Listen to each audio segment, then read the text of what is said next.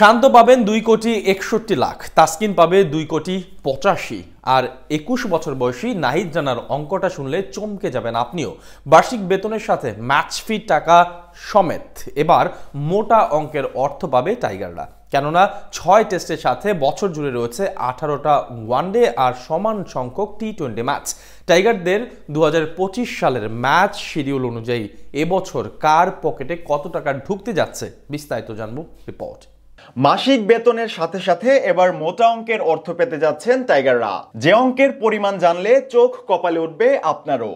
গেল দিনই প্রকাশ পেয়েছে 2025 সালের জন্য বিসিবির কেন্দ্রীয় চুক্তির তালিকা, যেখানে 5 ক্যাটাগরিতে নির্ধারণ করা হয়েছে ক্রিকেটারদের বেতন।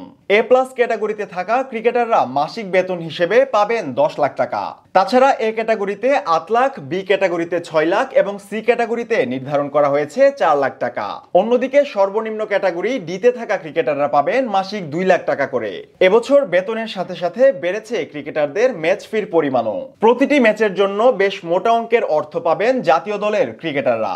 ইতিমধ্যেই সামনে এসেছে টাইগারদের এবছরের ম্যাচ শিডিউল। পুরো বছর জুড়েই ব্যাট বলের লড়াইয়ে ব্যস্ত সময় পার করবে বাংলাদেশ। মার্চেই 2 ম্যাচের টেস্ট সিরিজ খেলতে বাংলাদেশে আসবে জিম্বাবুয়ে দল। তারপর মে মাসেই পাকিস্তানের সাথে রয়েছে 3 ম্যাচের ওয়ানডে ও টি-20 সিরিজ। জুনে শ্রীলঙ্কার সাথে 2টি টেস্টের পাশাপাশি 3টি করে ওয়ানডে ও টি-20 খেলবে বাংলাদেশ। এরপর জুলাই আগস্টে পাকিস্তান এবং ভারতের সাথেও রয়েছে 3টি করে ওয়ানডে ও টি-20 ম্যাচের সিরিজ। তারপর অক্টোবরে ওয়েস্ট ইন্ডিজের সাথেও আছে সমান সংখ্যক ওয়ানডে ও টি-20 ম্যাচ। সবশেষ নভেম্বরে 2 টেস্টের সাথে 3টি করে ওয়ানডে ও টি-20 খেলে বছর শেষ করবে টাইগাররা।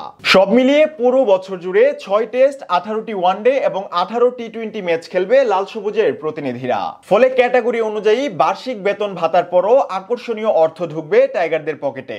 যে তালিকায় সবার শীর্ষে বসে রাজত্ব করছে টাইগার পেসার তাসকিন আহমেদ। 3 ফরম্যাটে এ প্লাস ক্যাটাগরি থেকে বছরে 1,20,00,000 টাকা বেতন পাবেন তাসকিন। পাশাপাশি টেস্ট প্রতি 8 লাখ, ওয়ানডেতে 4 লাখ এবং টি-20তে 2.5 লাখ টাকা করে ম্যাচ ফি পাবেন তাসকিন।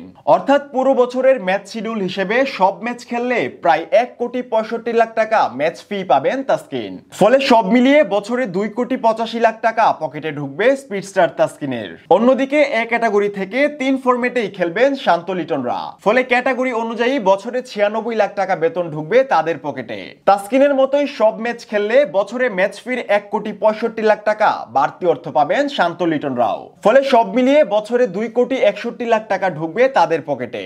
এছাড়াও অধিনায়ক হিসেবে আরো বাড়তি টাকা পাবেন নাজমুল শান্ত। আর এবারের তালিকায় তরুণদের মধ্যে চমক দেখিয়েছে নাহিদ রানা। 150 গতির ঝলকে জায়গা করে নিয়েছেন বি ক্যাটাগরিতে। ক্যাটাগরি অনুযায়ী 3 ফরম্যাটে খেলা নাহিদ পাবেন মাসে 72 লাখ টাকা বেতন এবং 2025 সালের সবগুলো ম্যাচ খেলতে পারলে ম্যাচ ফির বাড়তি অর্থ মিলে সর্বমোট 2,37,00,000 টাকা পেতে যাচ্ছেন চাপা এক্সপ্রেস খ্যাত বোলার।